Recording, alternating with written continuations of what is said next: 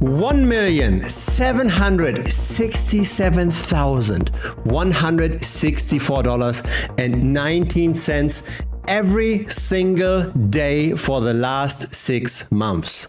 That's the amount of Bitcoin somebody is buying. And it's not Elon Musk. It's not Bill Gates.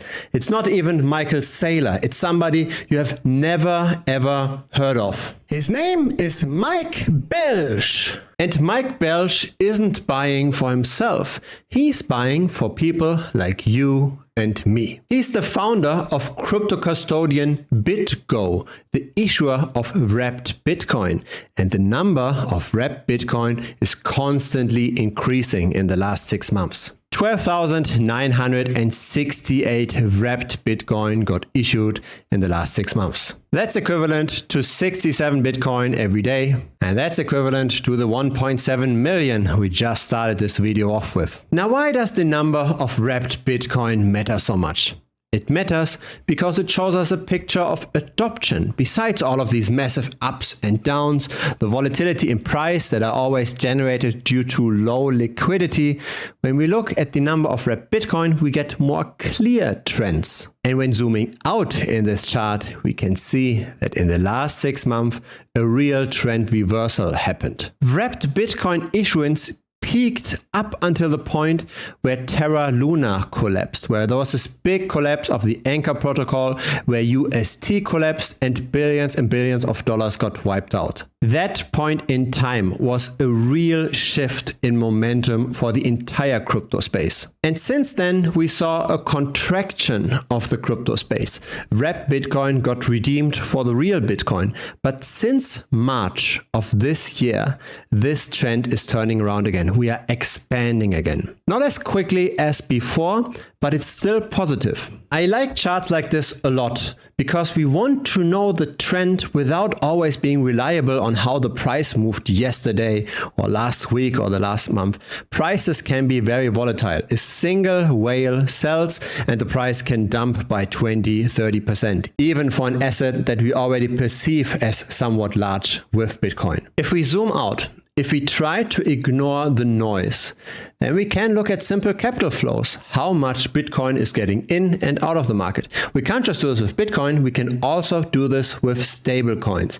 And the stablecoin chart looks eerily similar to the wrapped Bitcoin chart. In other words, with Terra Luna, not only the number of wrapped Bitcoin collapsed, stablecoins collapsed. And interestingly enough, the collapse of the stablecoins happened exactly at the same time. They happened during Terra Luna. And the nice thing about this chart is that it has even less volatility. It's even clearer. This vertical line here is when Terra Luna collapsed. It's when UST lost its peg and then afterwards Anchor completely went to zero. What we see here is the market cap of stablecoins, but we don't include UST in here.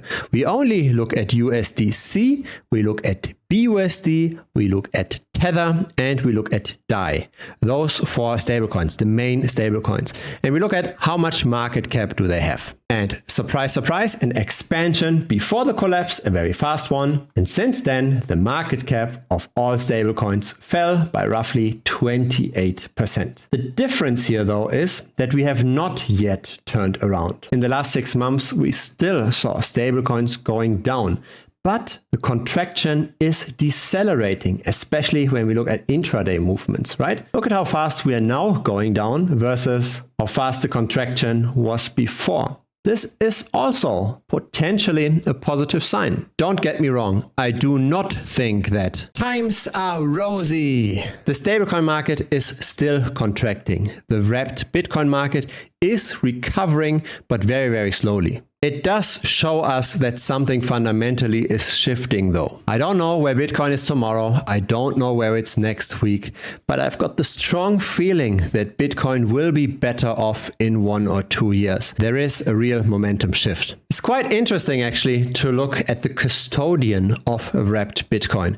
Wrapped Bitcoin is very different to wrapped Ethereum. Wrapped Ethereum is an ERC20 token, simply just secured by smart contracts, right? You put ETH to wrapped ETH achieve using a smart contract. Wrapped Bitcoin works differently.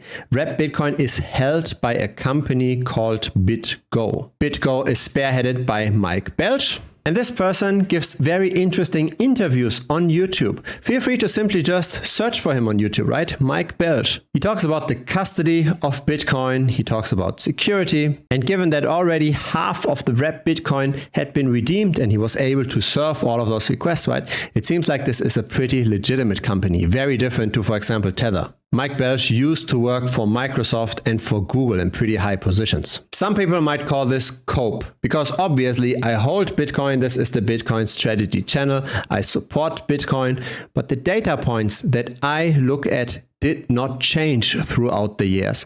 I look at adoption. I look at long-term holders. Are long-term holders buying? Are they DCAing in? Is growth happening? And when I see that 67% of all of Bitcoin haven't moved in the last year, and that's very close to the all-time highs, then I do get optimistic. Last time when this orange line here was high, it showed us how tight Bitcoin liquidity is, and it didn't need a lot of additional capital to then afterwards fuel a very nice rally. We moved from 11K to 69K in the end. Again, Bitcoin supply is very, very tight. When I look at the number of addresses that hold at least one Bitcoin, that's at an all-time high as well. And it's very constantly growing. Bitcoin adoption is constantly growing. We've now got more than 1 million wallets that hold at least one Bitcoin. Those are the numbers that really matter if you want to invest. If you don't just speculate on the ups and downs, but if you want to buy something and hold it over 3, 4, 5 years, if you want to allocate your capital, you are interested in long-term. You want to know long-term adoption, and that's all green. And that then, in the end, differentiates the winner from the loser in crypto.